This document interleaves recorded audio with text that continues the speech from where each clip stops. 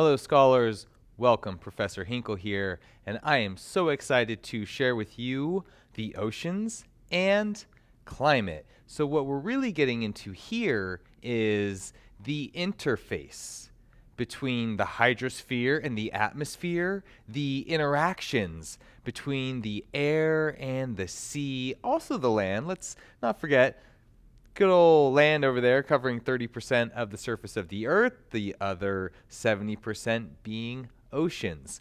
So there is nothing more exemplary than an atmospheric oceanic interaction than a hurricane, like Hurricane Ian that raked a path of destruction through Florida. It originated in the North Atlantic in equatorial warm waters and then made landfall and was very powerful, very strong. Unfortunately led to some fatalities, a lot of building damage. Now, this is a direct connection between oceans and climate, the oceanic influence of climate, of which we are going to explore in depth. How about we do it? So here we will talk about the heat budget of Earth, mechanisms, causes of the greenhouse effect and global warming. We'll explain how evaporation, condensation, and transport heat in the atmosphere and the oceans. We'll look at the curvature of the Earth. Yes, the Earth is a sphere. The Earth is round. How that results in differential heating of the surface. We'll explain the role played by albedo in the amount of incoming solar radiation that is reflected back. We'll look at how and why atmospheric convection cells form, define and explain the Coriolis effect, identify and recreate major wind belt patterns, look at the relationship between global climatic zones and atmospheric convection cells, explain how seasonal and daily cycles affect things like land and sea breezes. We'll talk about how hurricanes form, and lastly, sources of power and energy that can be provided from all of this. Okay, let's get into it. We've got a lot to discuss today. So we can start here with the atmosphere and oceans. So the sun is the primary source of energy for all life on Earth, fueling the hydrologic cycle. It also powers the atmosphere. Earth's internal energy is to thank for the geosphere. Plate tectonics are driven by Earth's internal energy. But the other spheres, the biosphere, the hydrosphere, the atmosphere, thank you to the sun. So this creates winds. Winds drive ocean currents. The interaction of these, as we've discussed in our introduction, leads to extreme weather events, specifically hurricanes, and this can also tie into global warming, how the current rate of global climate change is affecting our oceans. Okay, so there's heat on Earth. You go outside, sometimes it's cold, but that's heat leaving our body. Sometimes it feels hot, that's heat entering our body, right? It's all about a heat transfer. Are we gaining or are we losing heat? Well, Earth does the same. Earth gains heat from the sun and it loses heat out into outer space. And this is called Earth's heat budget. It's balanced, which means the budget is roughly equal, which is a really good thing. 100% of incoming solar radiation arrives to Earth. About 30% of that is reflected and scattered back to space. So it doesn't even get to the surface of Earth. It's reflected and scattered. About 24%, 23% is absorbed in the atmosphere, converted to heat, which means the remaining 47% is absorbed by the oceans and by land. Now, if you remember some amazing properties of water, one of them is the heat capacity of water is extremely high, which means that it can absorb a lot of heat and release a lot of heat without changing its temperature. Truly amazing. So Earth has a heat budget. We can simplify it here. Incoming solar radiation, radiation that's radiated back out to space. But how does that happen? Well, all bodies emit heat. The sun emits solar radiation, the electromagnetic spectrum, in short waves. Bodies on Earth, land, you, me, the ocean, emit heat in infrared or long wave radiation. And this creates a really, really interesting scenario that leads us into the greenhouse effect. Coming up next, don't you worry. So, about 16% of solar radiation that makes its way to the surface of Earth is radiated into the atmosphere. From the atmosphere, it's re-radiated back to the surface along with the additional incoming solar radiation. This is why the temperature doesn't just plummet at night when the sun isn't shining on us. This is also why we have stable, average global temperatures that allowed life to proliferate and diversify in all of the amazing ways that it has. So we've got radiation coming in, and then we've got conduction, the transfer of heat through direct contact between the surface and the atmosphere. That's awesome. And then we've got re-radiating heat that's getting back into the atmosphere as well. So this sets the stage for a very direct interaction of the oceans and climate. Well, if the oceans are absorbing heat from the sun and then through conduction and also emitting long-wave radiation, that heat is being transferred to the atmosphere, then the oceans are helping to regulate global climate. And this is awesome. Thank you so much to our oceans. The greenhouse effect. It's like this. Okay, so it's a hot day in Fresno.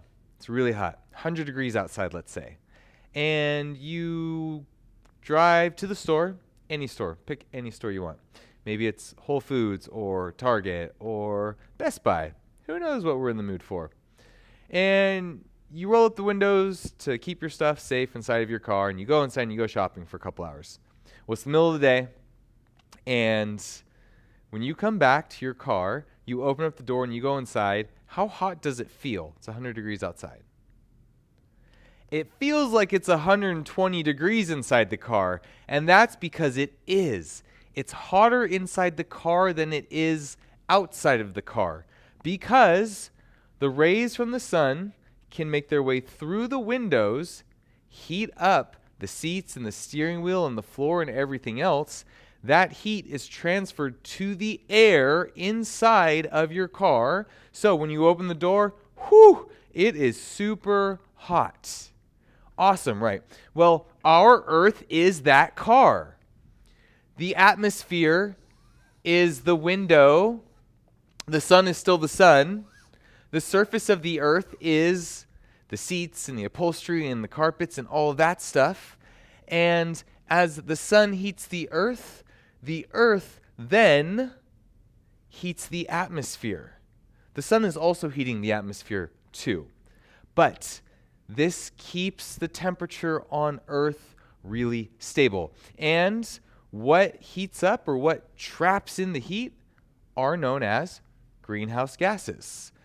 Carbon dioxide, this is a big one because of global climate change, human-induced anthropomorphic inputs of carbon and methane to the atmosphere. Water vapor, which is the gaseous form of water that's in the atmosphere, also there. So, the greenhouse effect is when shortwave solar radiation is absorbed by the surface of the Earth. Heat energy is re-emitted as long-wave radiation and is absorbed by the atmosphere. And that atmosphere will then emit and absorb and emit and absorb, keeping the climate stable. On average, remember, climate is average. In fact, maybe not remember. We'll talk about that. I got a whole slide of it. Okay, continuing on. Big concepts here. Heat budget, greenhouse effect, differential heating of Earth's surface. So it's like this. When you shine a flashlight, stage right, and I'm back. So when you shine a flashlight directly on at a surface,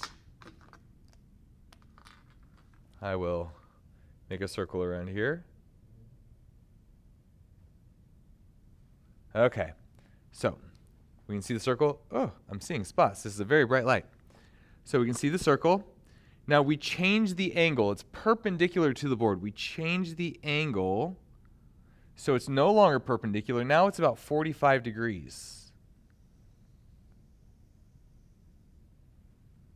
Got it. This was directly overhead. This is at a 45-degree angle. The amount of light that my flashlight is giving never changed. But the amount of area that this light was shining over increased when we changed the angle, thereby reducing the intensity of the flashlight over a greater area. Intensity increased over a smaller area, decreased over a greater area. So if we look at the Earth, we can think about the sun. At some places along the equator, that is just like here, direct 90 degree. The higher in latitude that we go, the more we change the Earth-Sun angle, thereby decreasing the intensity of the sun. This is one reason why it's hot at the equator and it's cold at the poles, because of the Earth-Sun angle. Okay, we're going to build on this. This gives us seasons. So the Earth and the sun have a beautiful relationship together, and they do some really cool things. The Earth on its own, every single day, rotates 23.5 degrees on its axis. While it does that, the Earth, every 365 days, orbits all the way around the sun. Now, wherever the Earth is, it's always pointing to the North Star. That's why we call it the North Star, because it's a star that's so far away in the distant galaxy that as Earth spins around the plane of the ecliptic, it's spinning like this, its axis is tilted to the same direction. Now what that means, I wish I had a big globe here, but I don't. If the sun is right here, northern hemisphere, the angle is greater than when the sun is over here. Or I should say, the Earth-Sun angle is less, causing the intensity to be greater. This creates summer and winter.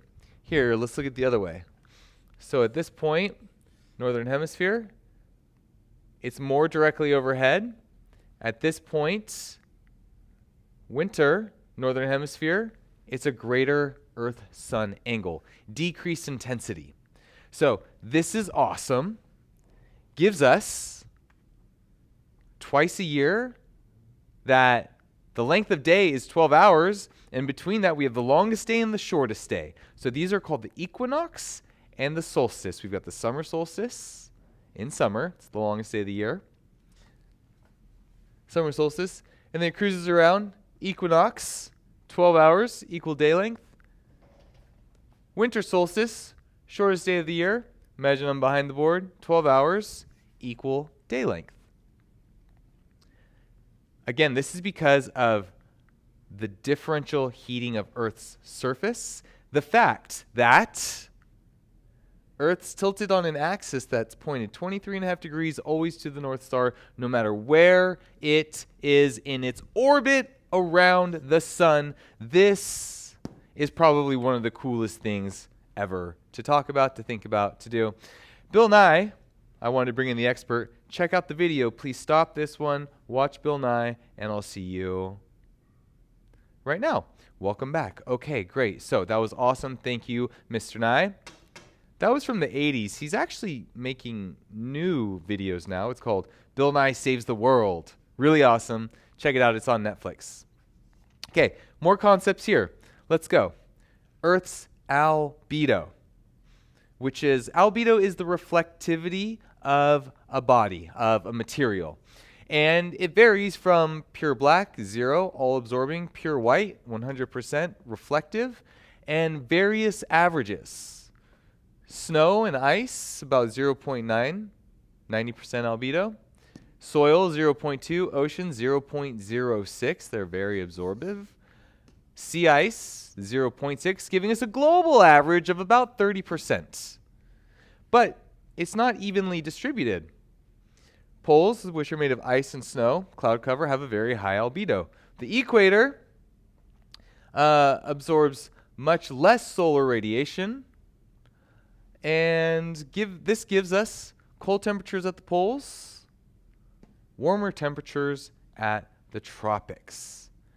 More heat being absorbed at the tropics means that the air temperature is warmer.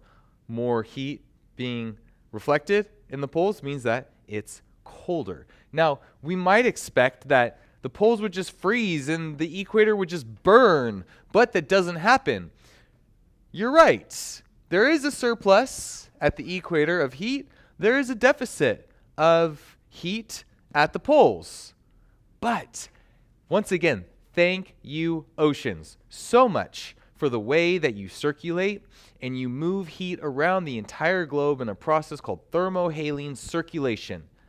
It transports heat around the globe, thereby further stabilizing global climate. Our Earth is almost too cool to handle sometimes. This is definitely one of them. Okay, so let's talk about the atmosphere. What is air? It's the stuff we breathe. Never think about it again. Well, let's think about it a little bit more. Mostly nitrogen, then oxygen with trace amounts of carbon, argon, methane, water vapor, and some other gases. 78% nitrogen, 21% oxygen, less than 1% of all the other gases in the atmosphere.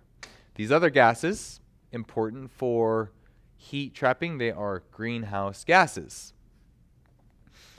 If we're talking about climate and weather, where does this happen? So, scientists love to classify.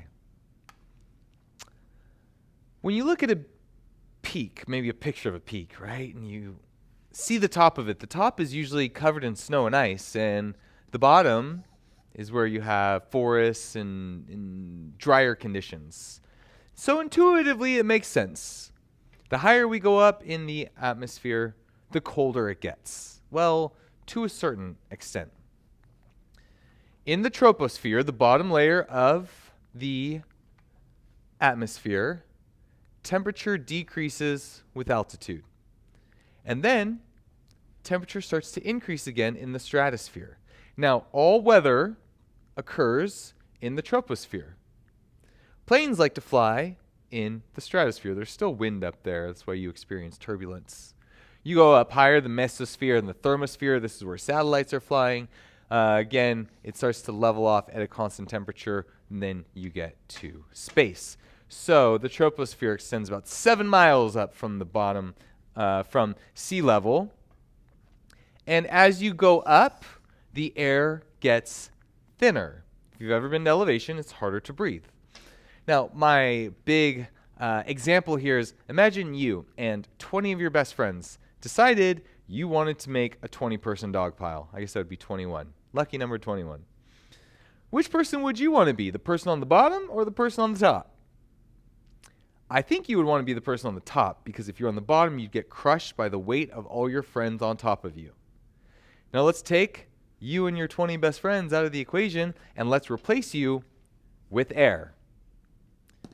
Closer to the bottom, there's more air on top. Higher up, there's less air. Air is not people, obviously, so it has unique properties. Cold, dense air sinks. Warm, moist air rises. Cold, dense air sinks and warm, moist air rises. Okay, so this is an important thing. We're setting the stage for convection cells, which we'll get to in a minute. But first, wind. So what is wind? Wind is simply moving air. The wind always blows. And how does it blow? From high pressure to low pressure. When you have an area that is feeling more pressure, air pressure that is, and there's an adjacent area with less, the wind will move from high pressure to low pressure. This is how it always functions. Molecules close together, more dense. Molecules further apart. Here we see on the surface of the Earth, high pressure to low pressure. Cool, dense air sinks. Warm, moist air rises. And then you have the space getting filled in the upper troposphere where it creates one large convection cell. Great. Now, we're going to add on. Right now, we just build. If the Earth was stable and it wasn't spinning and it wasn't doing anything and it was getting heated at the equator and it was cold at the poles, there would be one large convection cell. Air would rise at the equator. It would travel across to the poles. It would sink. And then on the surface of the Earth, it would travel back to the equator, creating a convection cell, a rotating region in which a fluid, you could call it a fluid, you could call it a gas. In this case, it's a gas, it's air. Upward motion of warmer, low-density fluid in the center is balanced by downward motion of the cooler, denser fluid at the periphery. Technical description that cold, dry air sinks, warm, moist air rises, and wind blows from high pressure to low pressure, creating a convection cell. You with me? Great. I know, a lot of concepts. We already said that once a day, the Earth spins on its axis, oriented 23.5 degrees, pointing towards the North Star. This does some really amazing things. The coolest thing is what's called the Coriolis effect. Hi, scholars. I'm back. Wait, where did I go? How did I change my shirt so quick? Well, turns out you need enough storage on your phone to record the entire video. So after a very complete lecture that I felt awesome about when I came to check in, it was only halfway there. So let's do it again. We left off talking about the Coriolis effect. So this is really cool. Because the Earth spins on an axis, there is a tendency for objects to be deflected to the right in the northern hemisphere and to the left in the southern hemisphere. This is because the Earth spins from east to west every single day. And if we start at the equator, so here is our Earth, here is our equator. If we start from a point right here at the equator, the tendency is to bend to the right in the northern hemisphere. And if you're looking down, this is a bend to the left. Now let's make that a point and that a point. If I start at this point, bend to the right. And if I start at this point, to the right. Start at this point, bend to the left. And start at this point, bend to the left. So what does this remind us of? This is the governing force for ocean circulation, subtropical gyres. There's a pattern to ocean to surface ocean currents, and it's due to the Coriolis effect. This is because the circumference of the equator is way bigger than the circumference as you go up, which means that objects or the Earth spins faster at the equator, 1,600 kilometers per hour, than it does up here at the pole, which is 0, because right on the pole, it's just one spot. So very cool. Okay, so we've got this phenomenon, the Coriolis effect. This is summarized very well. Pause the video. Welcome back.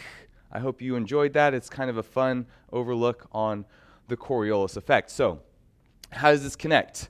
Well, we have differential heating of Earth's surface due to the Earth-Sun angle. This causes seasons. This causes a heat surplus at the equator and a deficit at the poles. So we would expect one large circulation cell from the equator all the way down to the pole. But because of the Coriolis effect, the apparent deflection to the right in the northern hemisphere, left in the southern hemisphere, what happens is 3 distinct convection circulation cells in each hemisphere are created. Now notice at the equator we have warm, moist air that rises. That's why there's a lot of rain here in the tropics. We get to more temperate areas, cool descending air. So here's our first cell, the Hadley cell. At that same degree of latitude, 30 degrees, we have another circulation cell, the Ferrel cell, and then a third one, 60 to 90. What this does is it gives us alternating bands of surface winds. We have the doldrums, the horse latitudes at 0 and 30. Between these, we have the trade winds.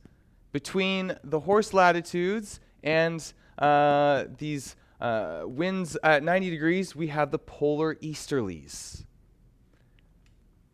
So, the Earth receives differences in heat, which drives large convection cells. The Earth also spins on its axis, creating seasons, also creating 3 circulation cells, also convection cells, interchangeable. This gives us preferred wind directions, which are summarized here in this table for your reference. The region, 5 to 30, 30, 30, 60, 60, 60, 90 poles. The name, the atmospheric pressure, because wind likes to blow from high to low, and the characteristics. So this is pretty cool. If you are fascinated by winds, it's governed by specific processes that we have the Coriolis effect to thank. So the Coriolis effect is pretty cool. Now, we've gotten really into the mechanics. Where does that take us? Well, into weather. What's the weather today? It's cold, it's rainy. Weather characteristics. What's the climate during the month of October? Well, the climate is approximately half an inch of rain with average temperatures of 75 degrees. So, weather is what you get. Climate is Weather, I said it backwards. This is the famous Mark Twain saying. Climate is what we expect, and weather is what we get. Expect because of averages of what we've observed in the past. What we get is what's happening right now. So the current conditions of temperature, precipitation, humidity, wind speed and direction. Current conditions, that's weather. The average over a length of time could be 30 years, it could be all historical years on record. That is climate. Check out the video. This is awesome. It basically gives you like 40 different types of satellite data that take you around the Earth, and it tells you what each one is. Ocean currents, atmospheric currents, temperature, sea surface temperature, and we get to start to connect the link between oceans and climate.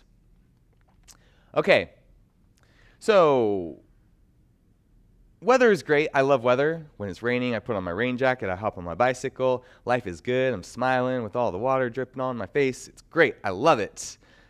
Climate is useful for understanding Earth system processes. So we have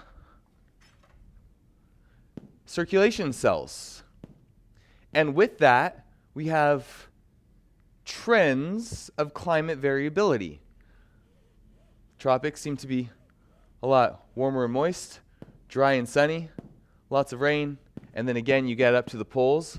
Poles are actually deserts. It's wild to think that way, but the definition of a desert is evapotranspiration exceeds precipitation, and that happens. There's a lot of frozen stuff down here and up here, but there's not a lot of rain. There's a lot of evaporation in the poles.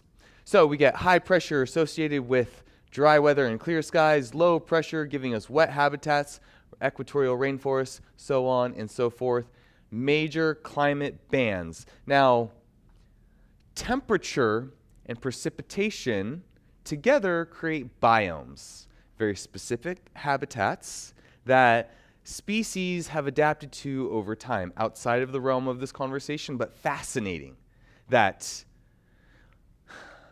the atmosphere and the oceans can create niches for the biology to find and to thrive in. I just love that. So this takes us to small scale differences in the ocean and climate. If we think about the oceans providing moisture into the atmosphere, water cycle, evaporation, condensation, precipitation, very coarse, but I like to start simple and then build in complexity from there. Here's our ocean. And then we get mountains and often valleys, the windward side and the leeward side. Well, what happens is there's moisture in the air. As this moisture is forced up the mountain because of prevailing winds, it reaches its saturation point and it begins to rain or snow if it gets cold enough, which is why on the top of mountains they're often snow-peaked, covered with snow. Perfect. On the leeward side, the air that descends over now heats up, devoid of any moisture, creating dry conditions.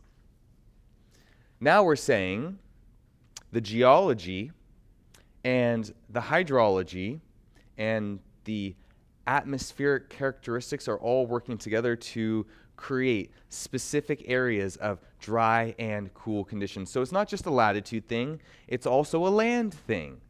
Oh, the earth is so complex, I love it. There's examples all over the Tibetan Plateau and the Gobi Desert, behind the Himalayas. Death Valley is awesome. Let's go to Death Valley. It's so cool, lots of rocks. And it's located basically 3 valleys back. So the air comes up, rains down, anything left comes up, rains down, anything left comes up, rains down. So for precipitation to make its way to Death Valley, it's got to be a big storm, a huge storm. All right, really cool. Sea breeze and land breeze. So this is a really interesting phenomenon.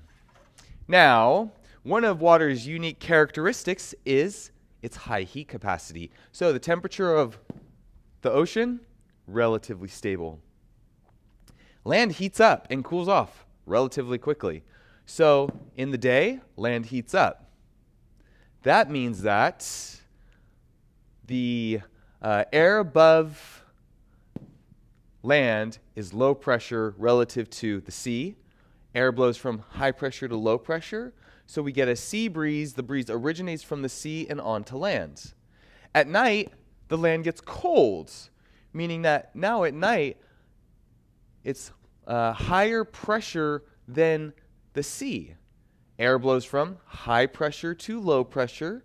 So we get a land breeze where the breeze, the wind, originates from the land and blows to the ocean. So this is a cyclical pattern every day and night because land heats up and cools off. Now, of course, this is averages. The world is more complex. The earth is not a robot that just does this every single night on clockwork, but these are the trends for what we observe.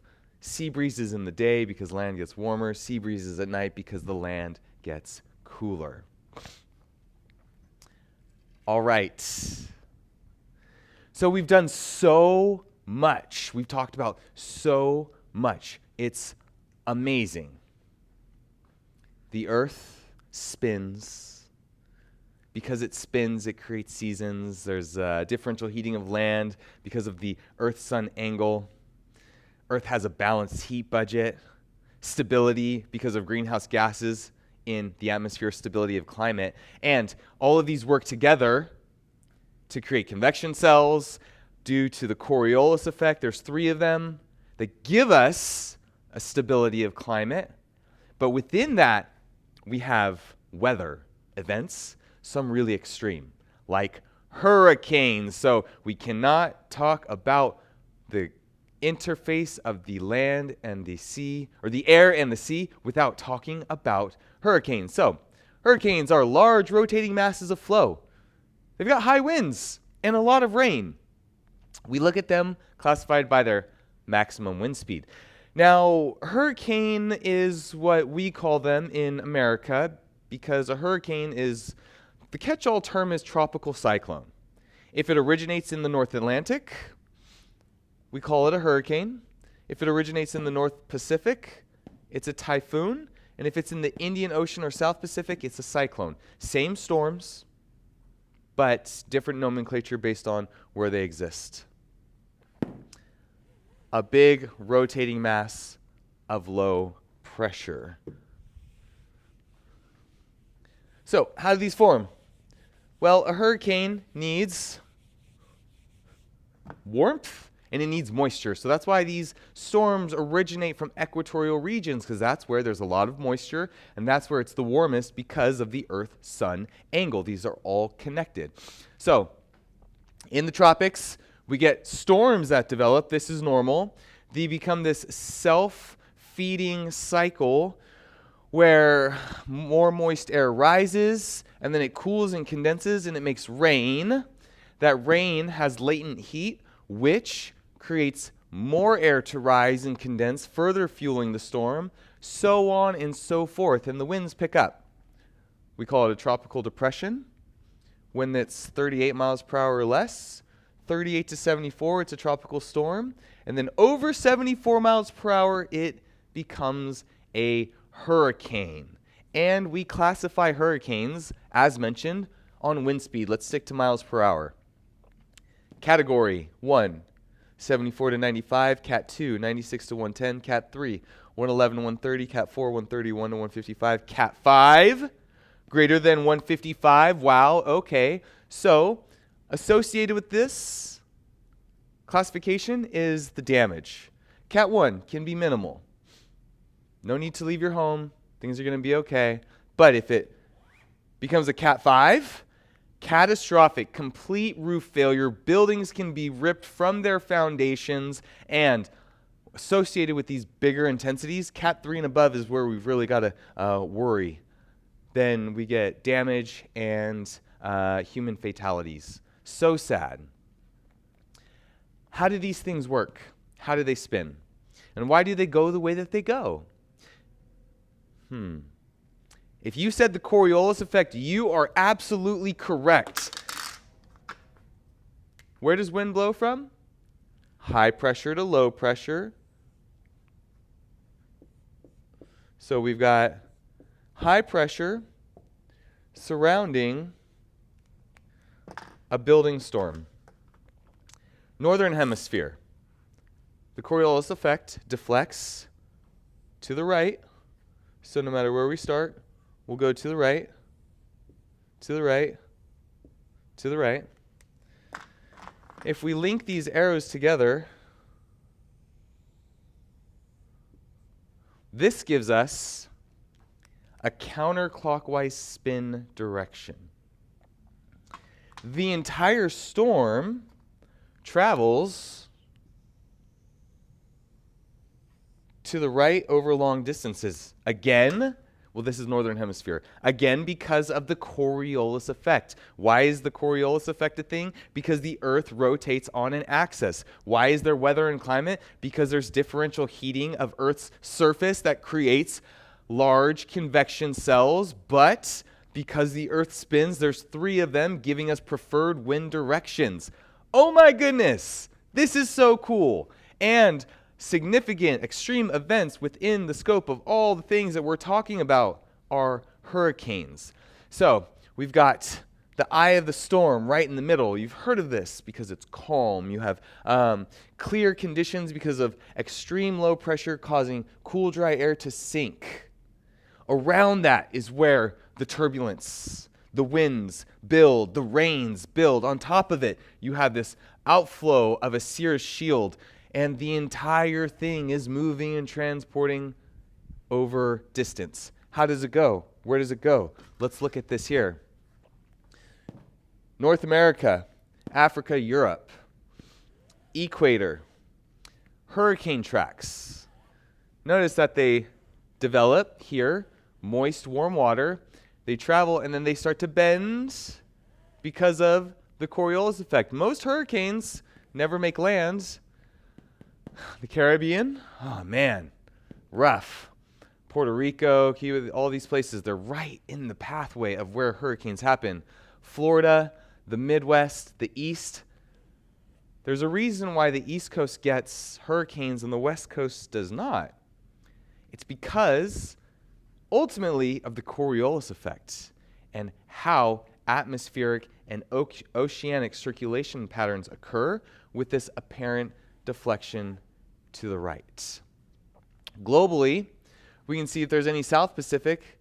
Here's the Central Valley up here. These hurricanes dissipate out before they can make it that high. Over here on the east coast of Asia, again, we have more hurricanes, although there they call them typhoons. And then down here we have cyclones. Look at this, bending to the left. Because the Coriolis effect bends to the right, northern hemisphere, left, southern hemisphere. So what does a hurricane need? Warm water, warm, moist air. The Coriolis effect, where does that happen? At the equator during summer, June 1st through November 30th. So awesome how connected all of these are. Check out how hurricanes spin. It goes into what I discussed here in a little bit more detail. Hurricanes are massively destructive. So the winds, the rain, but also these sea waves called storm surge, which are hills of water below a hurricane that create an increase in sea level height. These can be big and they can wipe out coastal communities. Some ways to offset that is to build storm surge breakwalls.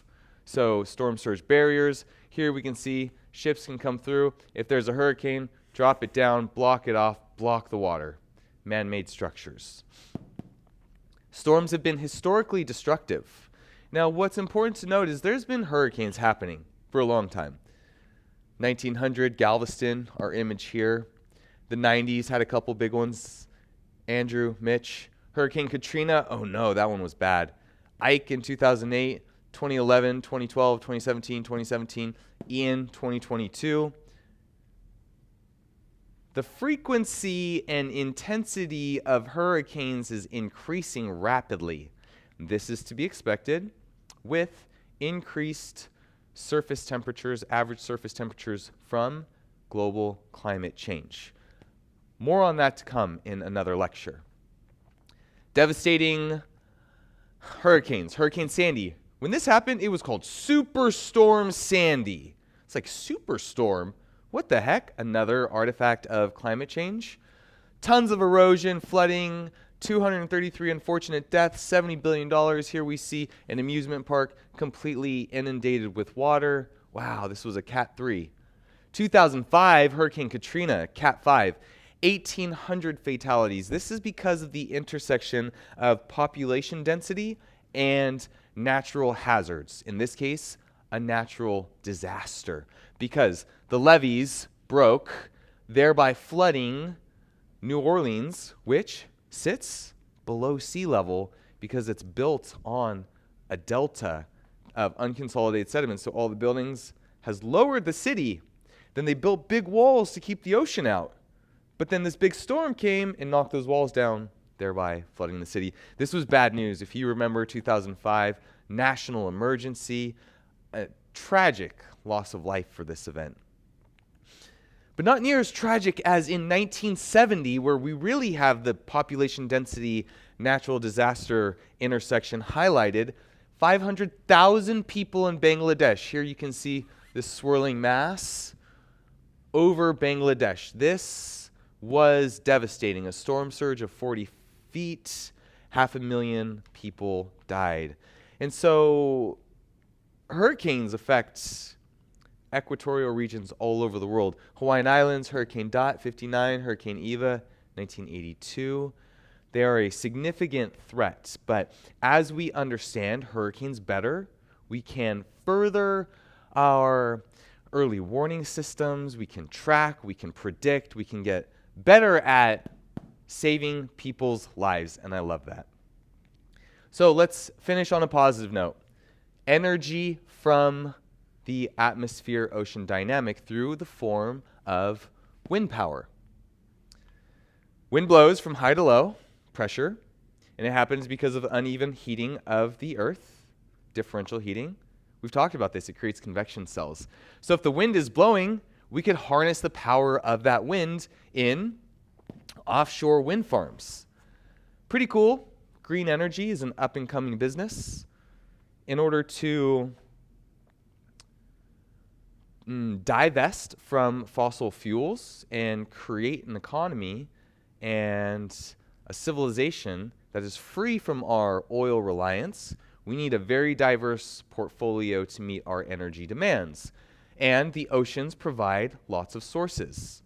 Currents, atmospheric ocean currents, wind, tides. There's all these different things. So no answer is perfect. No answer is the best solution, the magic pill, the antidote for all of our problems. But there are leaps forward and progress that we can find. So if you're interested in looking at something cool, the world's largest wind farm, check this out. Real things happening in the world right now. So in conclusion, what do I have? Okay, the oceans and the atmosphere are intricately related. Basically everything we talked about, the air-sea interaction, and they work together to produce weather and climate. Understanding this interaction helps us to plot and predict Earth's surface processes, to manage extreme events like hurricanes, and to ultimately save human lives in the end, because we can warn individuals when they're in the face of danger in these storm tracks. And we can use these oceans as a source of power to meet our growing energy demands, to help slingshot us into a future where we live more in tune, in harmony with nature, because we are nature. And we want to continue to be a part of this beautiful earth, this home that we live in. So with all of that, thank you so much. I apologize for the mix-up from one shirt to the other, but I'm happy we could get here. You are doing amazing. Every time you make it here to the end of this video, good job. I'm so proud of you. Have a really nice day.